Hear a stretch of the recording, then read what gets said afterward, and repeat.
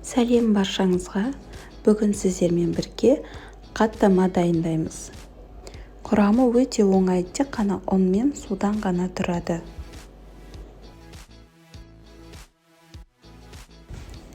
Ыдысымызға суымызды құямыз.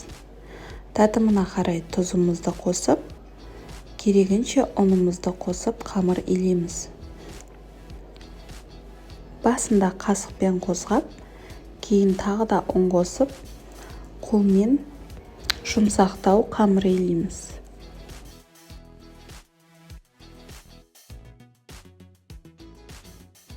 Дайын болған қамырымызды салафанға салып, жарты сағатқа алып қоямыз.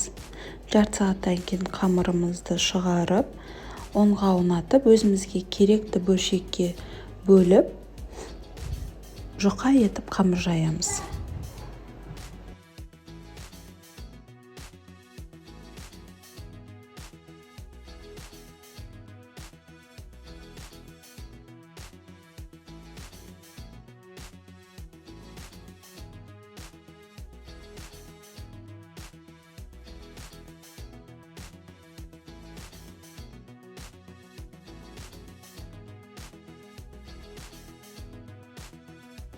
Жұқа боп жайылған қамырымыздың үстіне еріген сары майымызды жағып шығамыз. Қалыңдау етіп жағып шыққанымыз дұрыс. Кейін видеода көрсетілгенде оратып аламыз. Орап алғаннан кейін бірнеше бөліктерге бөліп шығамыз. Сол әрбір бөліктен қаттамамызды жайып шығамыз. Сол үшін өзімізге ыңғайлы көлемде, яғни табамызға қарай бөліктерге бөліп шықсаңыз болады. Әр бөлігін қамырдың жеке-жеке жайып шығамыз. Қатты жұқа болып кетпеуі қажет. Жайып болғаннан соң енді пісіруге кірісеміз.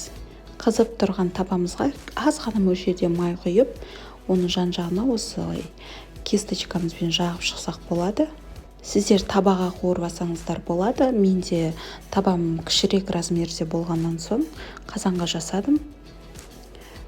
Қызарғаннан соң екінші бетіне аударып, тағы да қызарып піскенін күтеміз.